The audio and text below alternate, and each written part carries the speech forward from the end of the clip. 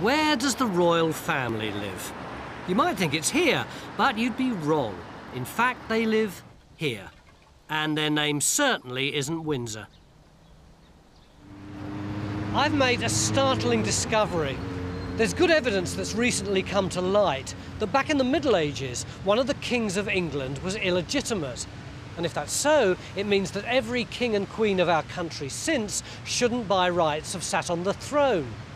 But if not them, then who? Well, I've traced the real royal family, the bloodline that's been robbed of its inheritance.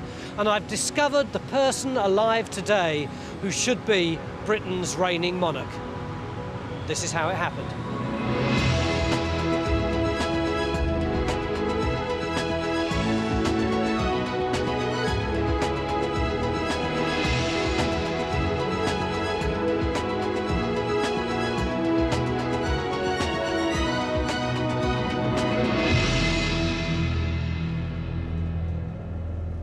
What am I doing making a fuss about a centuries-old skeleton in the royal family's closet?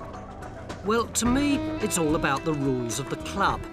The monarchy rests entirely on blood and inheritance. There's an absolutely rigid system for passing on the throne. Prince Charles is first in line, then Prince William, then Harry, then Andrew, etc. The chain of power and wealth and privilege depends on two rules. One, you have to be of the royal bloodline, and two, you have to be born legitimate. But what happens if the system goes wrong, if the chain gets broken? 500 years ago, that's exactly what happened, and this is the man responsible. Edward IV was king, but his claim to the throne was fatally flawed. I found evidence that he was conceived not by his royal father, but by a humble archer.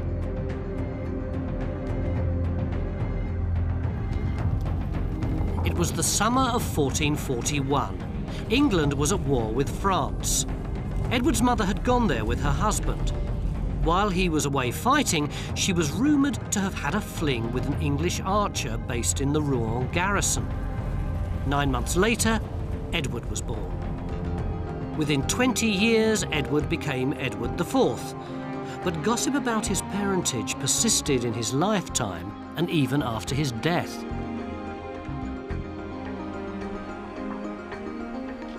There were rumours flashing round the Tudor court that Edward was illegitimate, and William Shakespeare actually articulates those rumours. He says in Richard III, if I can find it, when that my mother went with child of that insatiate Edward, noble York, my princely father, then had wars in France, and by true computation of the time, found that the issue was not his begot. That's pretty clear, isn't it? But the gossip was just that. There was no proof. Historians put it down to political mudslinging. But then an English historian called Mike Jones started rooting around in the archives at Rouen Cathedral.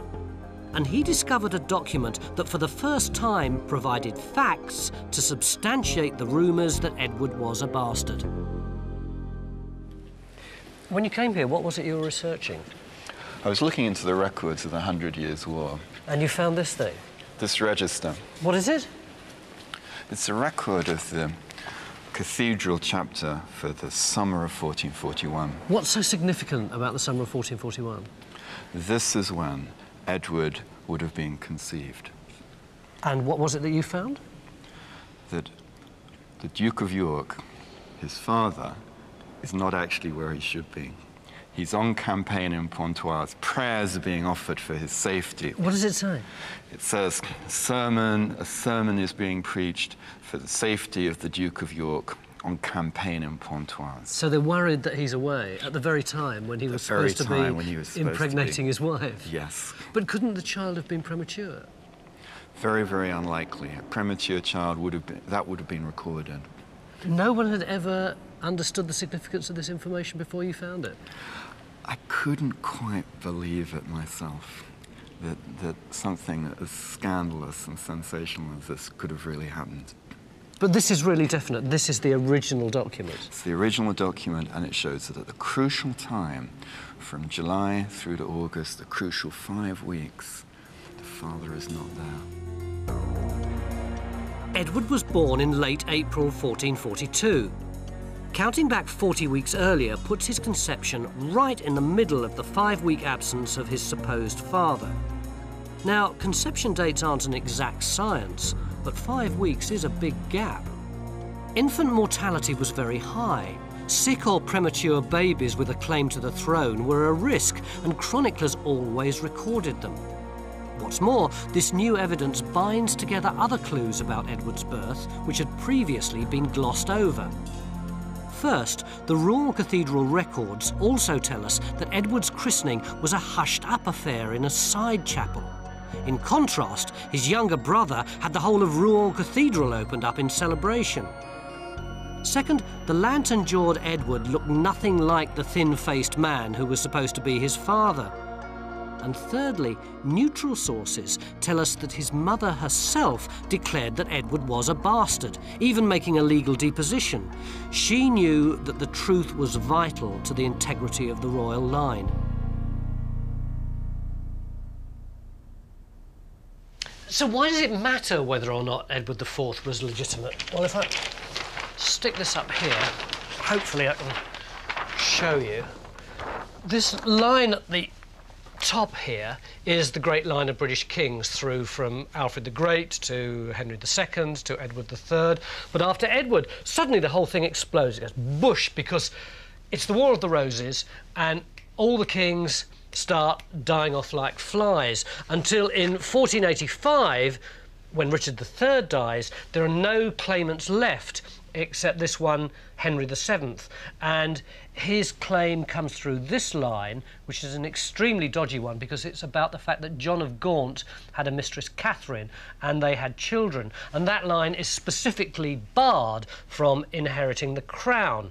So in order to legitimise himself, Henry VII married this woman, Elizabeth of York, and her claim is based on the fact that she is the daughter of Edward IV.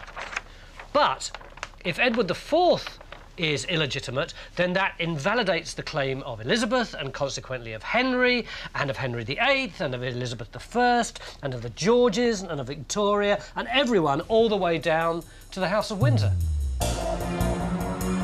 Those few words in an ancient document had potentially seismic results. Edward's illegitimacy removed a vital link from the royal chain.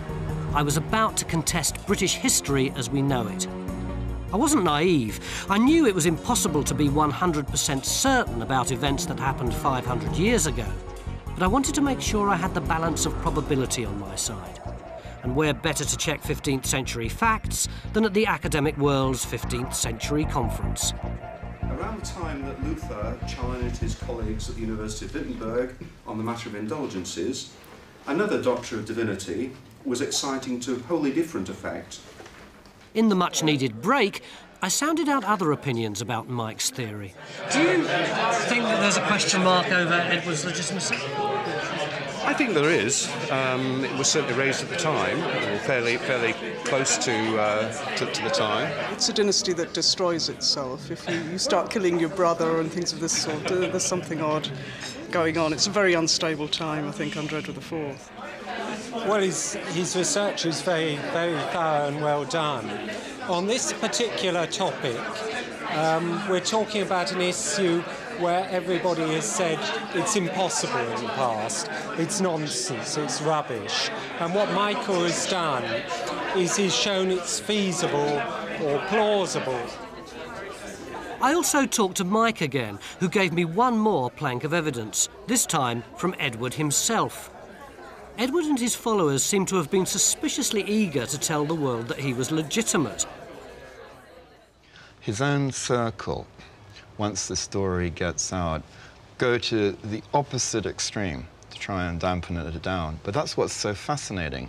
So they're bringing out these wonderful eulogies to Edward, but they keep having to emphasize what should be obvious.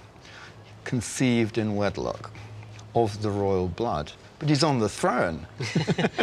Methinks the lady doth protest too much. Indeed. Yeah. As part of their desperate propaganda campaign, Edward's supporters wanted to deflect attention away from Rouen. So they named an alternative time and place for his conception. The respectable family residence at Hatfield Chase in Yorkshire, before Cecily Neville even left for France. But when we actually look at the itinerary of Cecily and Richard, we find they've travelled south by the beginning of June 1441. So this conception would have had to have taken place in May 1441. Why is that a problem? Edward's birth date is the 28th of April, 1442. That is 11-month That is some pregnancy. 11-month pregnancy, yes. So I've heard of trying to strengthen one's case, but in the process, they've shot themselves in the foot.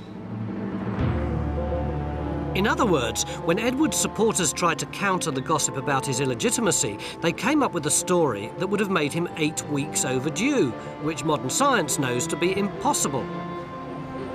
I was ready to start the quest to find who should really be sitting on the throne of Britain today.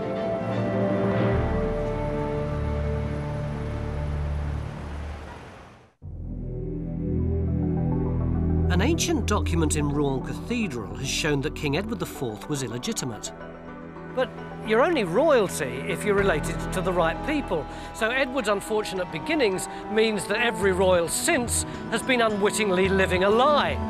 So, if not Henry VIII, good Queen Bess, Queen Victoria, or the present incumbent, then who? Where should the royal line have gone? Forget the history you know. Prepare to meet a Queen Margaret I, a King Henry X, and Queen Barbara I. But in tracing the rightful heirs to the throne, I wanted to follow the established royal rules exactly. As I'm no genealogist, I decided to start at Debrett's, the acknowledged experts on inheritance and the aristocracy. We've been doing a lot of work on Richard III and Edward IV, and we've come to the conclusion that Edward IV definitely was illegitimate. But I'm a bit stuck on working out where we should be looking for the true monarchical line once that happens. What's the rules here? I'll get to family tree, and that will help to illustrate this question.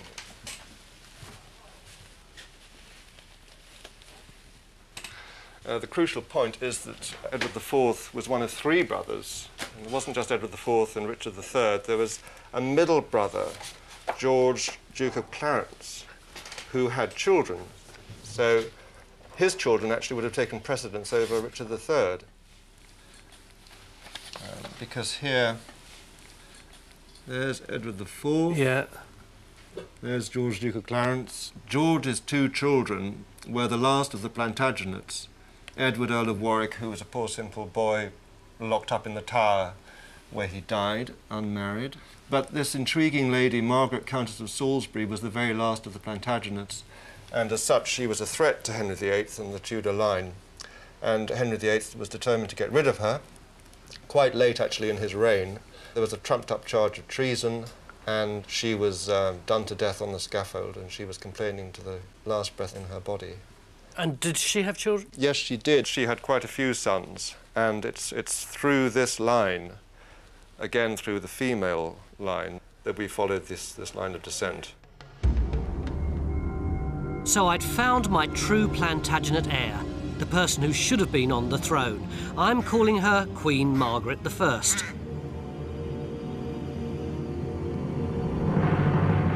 The Plantagenet claim was so strong that the Tudors made a concerted attempt to wipe them out. Margaret and her sons were executed by Henry VIII. She's now officially a Catholic martyr.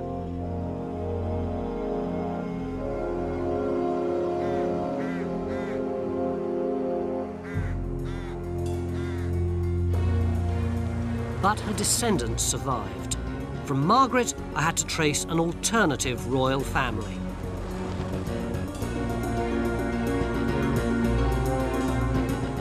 She was the first step on the trail to find our real monarch today, and the trail led me north. The power base of our rightful rulers was a world away from Windsor and Westminster in Ashby de la Zouch in Leicestershire. Why Ashby? Well, it was the stronghold of the Hastings family. Queen Margaret's granddaughter married into this family. It was the offspring of this Hastings Plantagenet line that I had to follow. Everybody has a family, everybody has roots, and I began to uncover the sort of extraordinary personal stories that everyone finds when they explore their family tree. The only difference was that the Hastings lived in a massive castle, and but for an accident of history, they would have been ruling the country.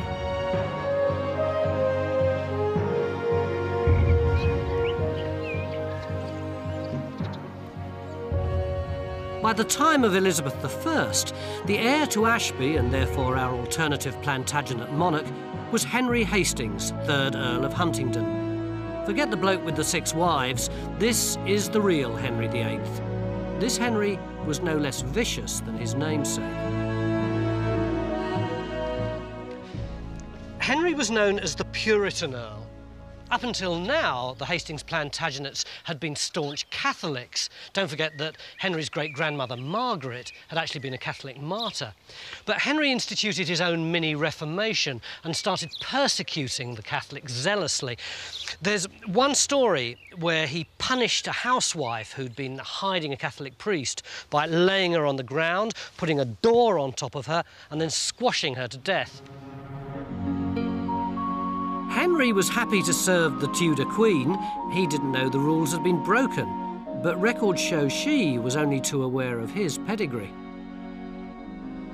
There's a lovely bit here that says that Queen Elizabeth became ill and she started worrying about the fact that she hadn't got an heir, and someone said to her, "Don't panic, because Henry, Earl of Huntingdon, has got a legitimate claim." And amazingly, she immediately became better. And that was the last time, until I came along, that there was any hint that the Hastings Plantagenets might actually have a claim to the throne. For hundreds of years, the royal family tree would weave its various branches through British history. It would survive threats and crises, but no one would look back at its roots and suggest the whole line of succession was fatally flawed.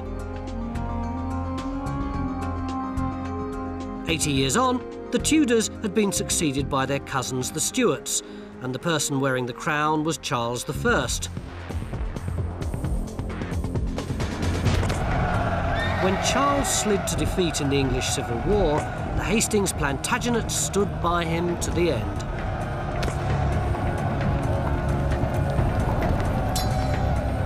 Supporting the king cost them their family seat here at Ashby, which was slighted by Cromwell's troops. Nowadays, if we say we've been slighted, we mean that someone's been a bit sarcastic to us and we feel vaguely miffed. But in the 17th century, slighting meant taking a building back to ground zero.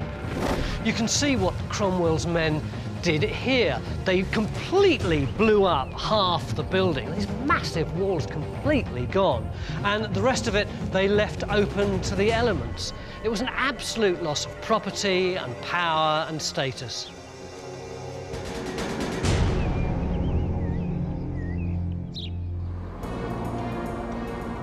On their behalf, I was outraged at the irony that our Plantagenet family should have lost so much through sticking by the royals who'd supplanted them. But aristocracy has an uncanny knack of clawing its way back. As I followed the alternative royal family down the centuries and across the country, their depleted fortunes were restored. Ashby was replaced by other magnificent family seats. But then, just as I was well on my way to finding a candidate for Britain's real monarch alive today, I stumbled on a completely unexpected and dramatic clash between our alternative line and the monarch of the day.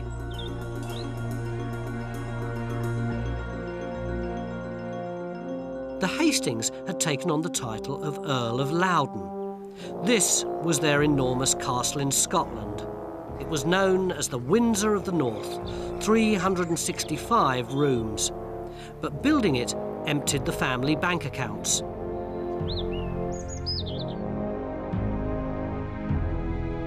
It was the first year of the reign of Queen Victoria. Our real monarch at the time should have been George Lord Hastings, the Earl of Loudon. He had lots of titles, plenty of castles, but very little cash. Which meant that his sister, the Lady Flora, wasn't nearly as eligible as you'd expect an aristocrat to be, and wasn't going to be able to marry into the nobility. She'd have to get a job. And she did. She became a lady-in-waiting to the Duchess of Kent, Queen Victoria's mother. And that was the start of big trouble.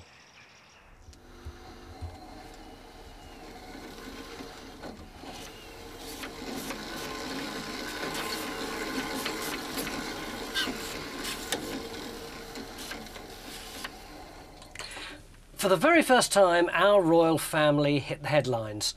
Flora found herself right in the middle of a national scandal.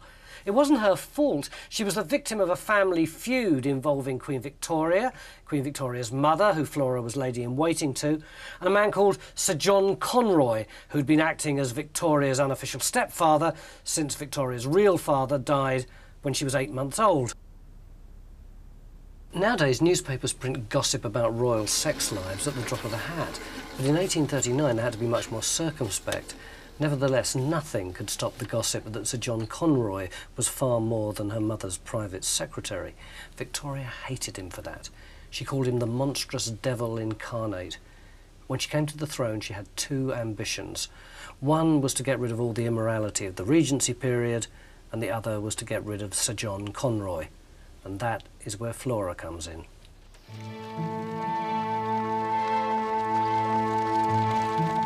In 1838, Flora travelled down from Scotland in a carriage with Sir John Conroy. They were alone, no chaperone. There were rumours. And when months later Flora's stomach started to swell, gossip about a pregnancy became rife. It was Victoria's perfect chance to get back at Conroy. She banned Flora from court and ordered her to have an intimate examination. Victoria's high-handed attitude destroyed our Plantagenet princess's reputation. It brought Victoria into direct conflict with Flora's brother, our alternative monarch. It's all here. The examination proves that Flora's a virgin and is actually very ill. George and his family and the whole nation are outraged by Victoria's treatment of poor Flora. Listen to this from the Morning Post. Lady Flora Hastings endures with patience and resignation the anguish of a wounded spirit.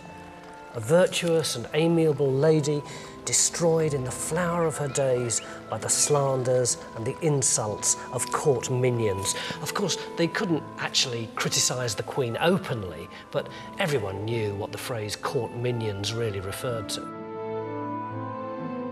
This incident ended the young Victoria's honeymoon period with the British public. This is the dramatic moment in history when our alternative royal family dared to stand up to the person on the throne. Not only that, but the people mobilised behind them. Crowds jeered and hissed Victoria. Eggs were thrown at her carriage. This is big news. This is the Watergate of its time. Imagine it, when Princess Di died in the car crash and the Queen's popularity was at its lowest, no one actually took to the streets. But here, with this incident of the eggs, you can see the level of public outrage. But it got even worse because in the July, Flora died of liver cancer. Here's her obituary just there. Public now were at boiling point. Queen Victoria could scarcely go out of the palace, whereas Flora was regarded as a victim, some kind of martyr figure almost. But what the newspapers can't show you is what was going on in private. Her brother George challenged Lord Melbourne, who was the Queen's chief representative, to a duel. He couldn't challenge the Queen herself, of course, because she was a woman. In other words, here you've got our Plantagenet George IV going head-to-head with the chief representative of the heir to the Tudor throne. In the event, the duel never took place. But the tragedy was neither forgiven nor forgotten by the Hastings family. They issued their own stamps in her memory. Flora was buried in state at Loudon. The Union flag was never flown again over the castle.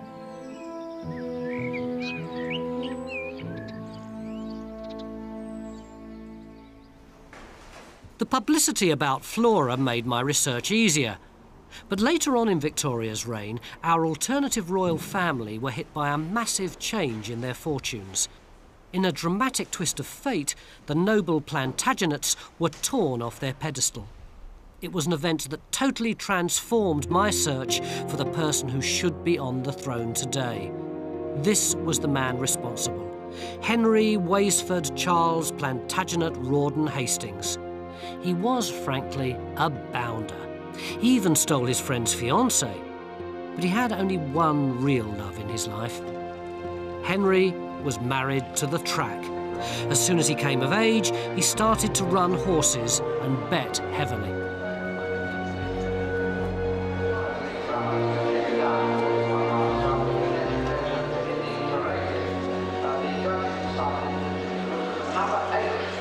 Can I have 10 to win on Turner? Number 7, £10. If I wanted to make a really big bet here, would you take it? It depends how big a bet you're talking about, really. $5.5 million. I think you might struggle, certainly at Goodwood anyway. I've never heard of anyone asking for a bet bigger than £1 million, but there was somebody asked for £1 million bet last year. What would you think of someone who put £5.5 million on the horse? I think they've either got too much money or they're just trying to get rid of some for somebody else. Well, that's exactly what Henry Hastings did. He'd already spent virtually all of the family fortune, about £100 million in today's money. He just got £120,000 left. That's $5.5 million today. And he put it all on one horse in one race to win. It was the 22nd of May, 1867, the Derby. Henry had backed the odds-on favourite, Verdun. They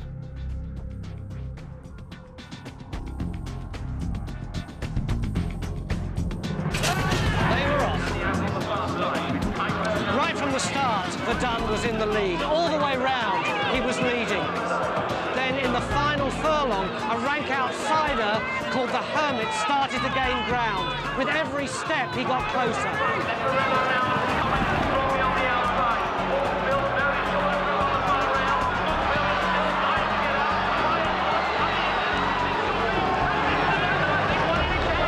The line, the Hermit won by a neck.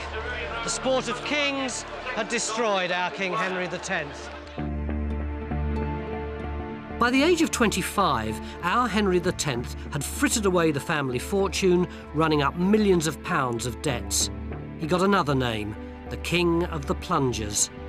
A year later, his liver gave out. On his death, the family were forced to auction wines, art and the family estates to pay his creditors. Loudon Castle today is a shell overlooking a theme park complete with rides and wallabies to attract the masses.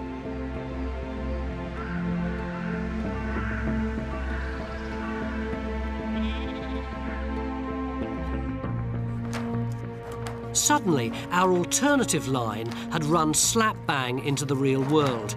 I realised that the real king or queen today probably wasn't some toff living in a stately home, but an ordinary person in a normal house. As I traced the last few generations, I found the truth. From the 20th century, there were more names and faces.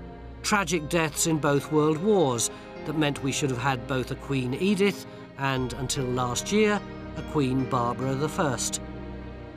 And then suddenly I was there.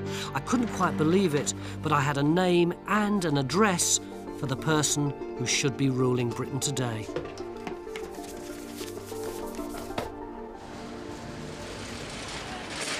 In 1960, when the present occupant of Buckingham Palace was still in the first decade of her reign, a young man set sail from England. He was heading for a new life abroad. He didn't know it, but he was leaving his kingdom behind. Good morning.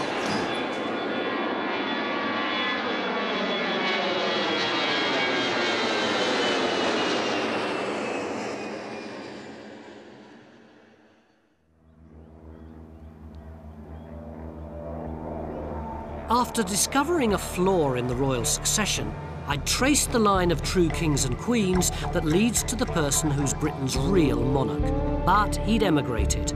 The true heir to the throne was born in Britain, but now lives in the Australian outback. That's all there is to it. That's it. No much difficulty finding him there, should we? Wouldn't think so.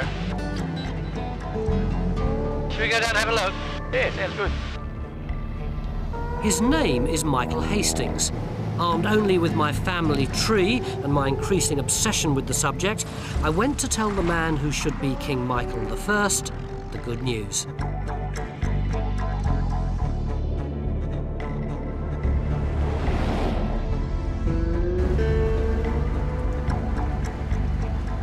As I drove into Jerilderie, New South Wales, population 1,100 plus one king, I began to realise how daft this might look. I knew he was in town. I'd phoned him from Britain and told him we were looking into the descendants of the Plantagenets, but otherwise King Michael was in the dark.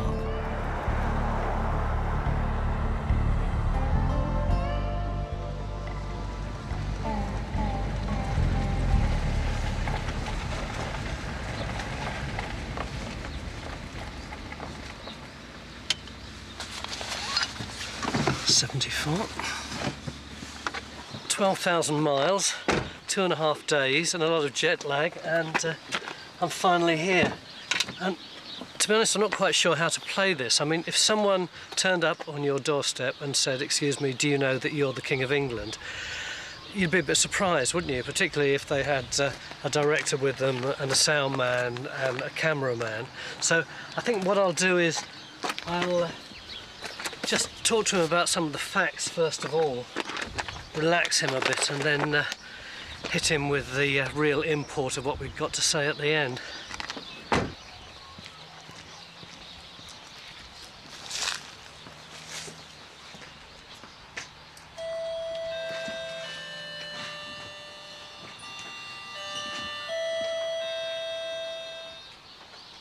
G'day. Hello, Michael. Yeah, come on in. I'm Tony Robinson. Hello, Tony. How are you? This is our camera crew. Come on in. Thank you. Would you walk? Not from England, no. Michael, the reason that we've come over is that we've been doing a lot of research on the Plantagenets, of which you are... one, yes. A very distinguished one. Very distant one too. Just looking at the top bit, see, the kings of England, starting with Henry II and further back right to William the Conqueror and beyond that to Alfred the Great. I went over the now familiar pattern. Wars of the Roses, Clarence, Henry Tudor, and of course the missing link in the royal chain. All of that's okay, except that we now believe that Edward IV was himself illegitimate. Which means that Elizabeth was illegitimate, Henry VII was illegitimate anyway, so this whole Tudor dynasty is built on a lie. It means that you are the rightful King of England. Well, there you are. How do you feel about that? Bloody awful, actually. No, I don't. Bit of a shock, isn't it?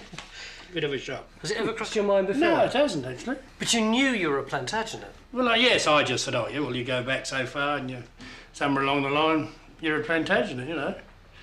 But I didn't think it would work.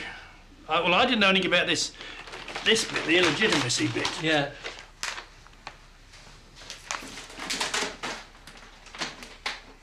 Oh, wow. It turned out that Michael also had a family tree. He wanted to check my research, which luckily seemed to match completely. There's Theophilus. Yeah, 1729 to 1789. And then he had a son and a daughter, Francis. They were all and there. Elizabeth. Margaret the Martyr, Lady Flora, our gambling Henry X, as well as Michael's nearer relatives. She'd have been Edith I. 12th Countess, yeah. Then... That's my great-grandmother. That's your great-grandmother. That's your mother, Barbara. Barbara Huddleston Henry Hastings. Barbara would have been Barbara I. She died last year. Strictly speaking, Michael isn't Mr. Hastings. He's a peer of the realm. You are an Earl yourself, aren't you? Yes. What? Loudon. Earl of Loudon. I came over here in 1960 and I inherited, at that stage I was Lord Morclin because my mother was still alive. Yeah. She had the title. Then last October she died. I was in England at the time when she died. Yeah. And I inherited her title. And then my oldest son inherited mine. So if you're an English lord, what are you doing over here? I love it over here. I came over here when I was 17, 1960, and I just love it over here. I married here. I have 5 children, 5 grandchildren, and a wonderful life. But what Michael hadn't twigged was that as King of the United Kingdom, he'd also have the remnants of an empire, including Australia. They're looking for a new Governor-General at the moment. It's quite serious in a way, though, isn't it? Well, it is, really. It depends, it depends how seriously you take it. You see, I believe that Australia should be a republic. I'm not a mad monarchist. So in the referendum, how did you vote? For a republic. So you'd have been voting against yourself, had you Well, been... yeah, I suppose I would have done if I... Well, I might have voted different.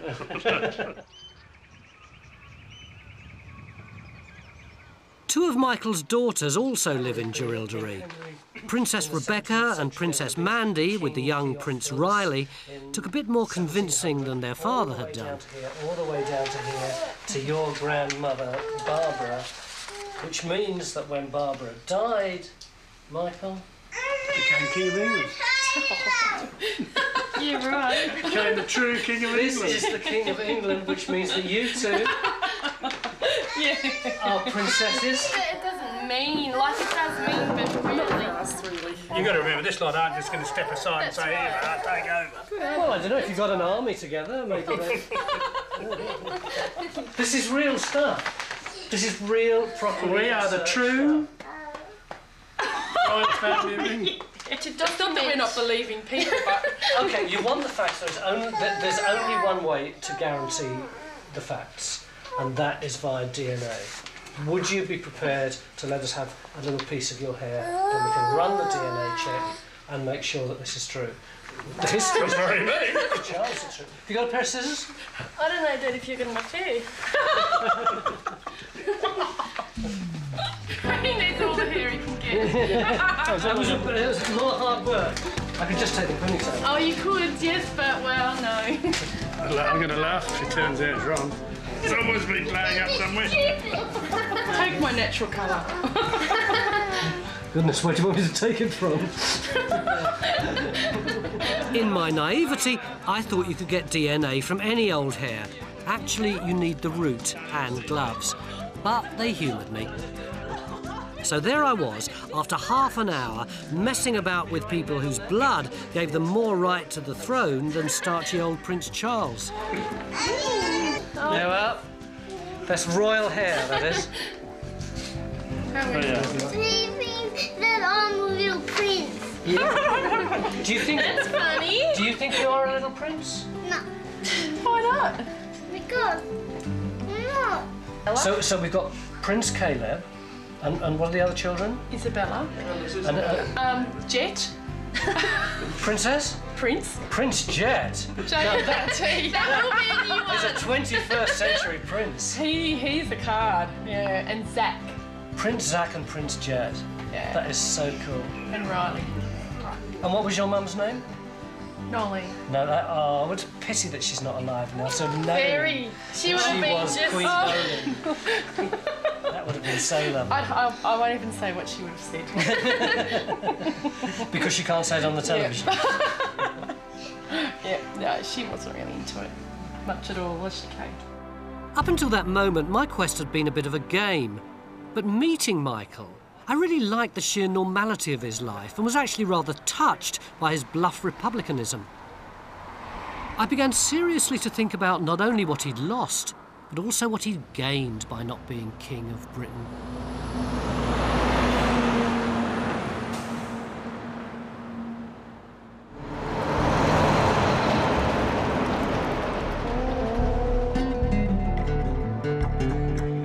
Not Balmoral, not Sandringham, not Windsor, but Jerilderie in Australia, home to Britain's real monarch. Because if you think this is the royal family, think again. According to my calculations, this should be King Michael I, and his family include Simon the alternative Prince of Wales, Marcus, Lisa, Princes Jet, Zach, Caleb and Riley, not forgetting little Princess Isabella.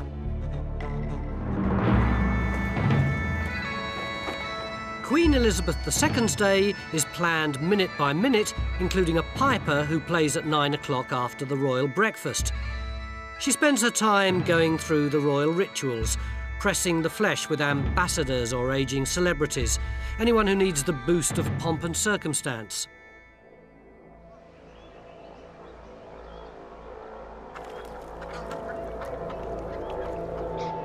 Michael's day begins at 7:30, when he sets out on a half-hour drive to work.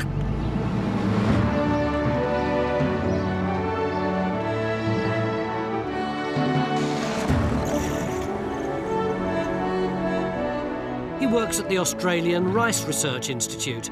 It's an enormous farm where Michael and two mates are engaged on an ongoing quest to find a sort of rice suitable for the parched landscape to feed Australia and Southeast Asia.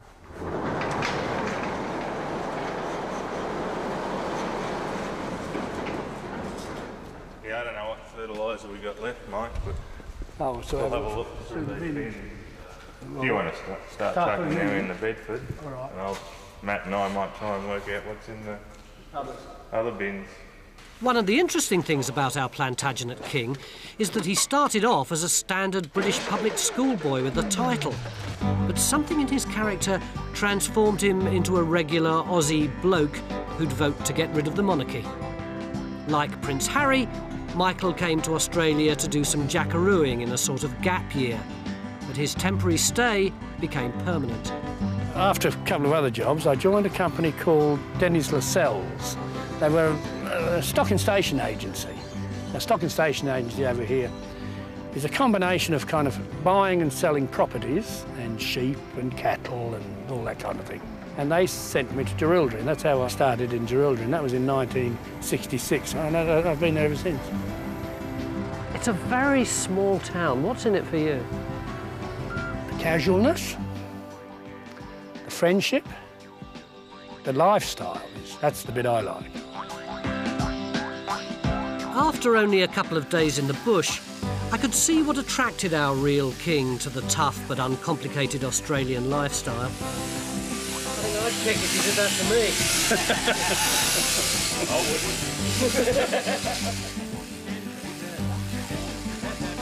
But as soon as you start getting into the swing, there's always someone happy to point out that you're still a pom.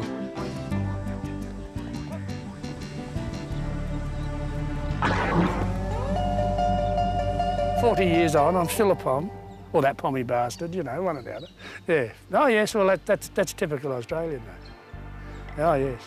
You know, I don't think I'll ever become a local. It doesn't rankle? No, not at all. Not at all. I spent more time with Michael at work and off duty. He showed me the sights of Jerilderie. To be frank, I'm a city person. I'd have gone mad here after more than a week. But at the same time, I envied him. Compared with the dysfunctional Windsors, our Plantagenet monarch lives right at the heart of a close-knit family and community. Yeah, Tash! Tash! Tash!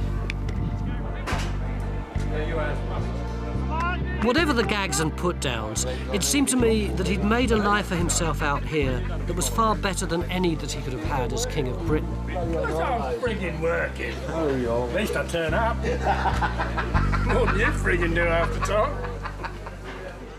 My wife had red hair. She was fairly fiery. I think I was not quite 21 when I met Noel, and I was 26 when we got married. She probably thought, oh, can I really marry a pommy?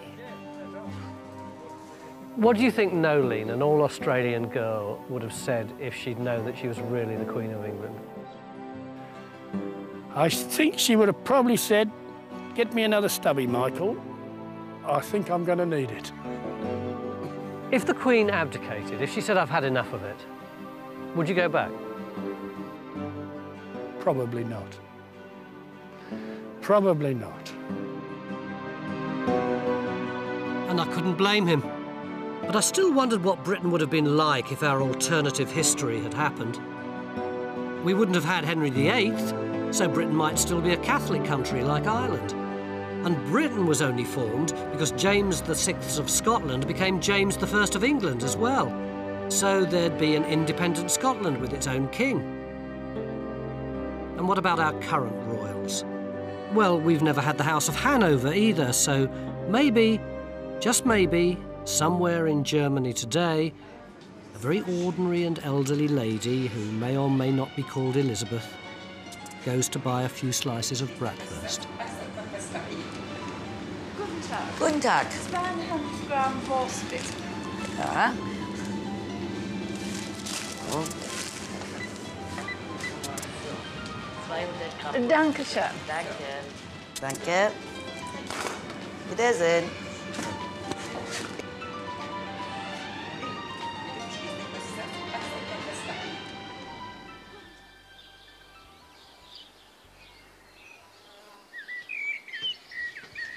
I've got the answer to the question I was asking myself. I now know who should be ruling Britain in another reality. Except, of course, in real life, things are just as they are. King Michael's far too happy down under to think about storming across the seas to occupy Britain and seize Buckingham Palace. So, if that's the case, what was the purpose of the whole exercise? Well, for me, I really understand something now about the nature of history itself. It's fragile, it's accidental. For instance, this is Ashby de la Zouch Castle. It's the epitome of the kind of power that the Hastings had when they were at the height of their dominance. It's strong, it's big, it's confident. Whereas over there is the little house where Michael's mother lived for most of her life. It's unassuming, it's modest, it's normal, just like Michael himself, a million miles away from all the trappings of monarchy. Which reminds me of the medieval notion of the Wheel of Fortune, where some people rise up while others are cast down below. And that makes me think of the whole career path of the Plantagenet family. What would have happened if people had cottoned on to the fact that Edward was a bastard much earlier, or if Henry Hastings' horse had come in first, not second? We tend to think nowadays of the monarchy as such a solid institution, whereas in fact, wealth and privilege and power and status just hang by a thread. There's no such thing as the divine right of kings.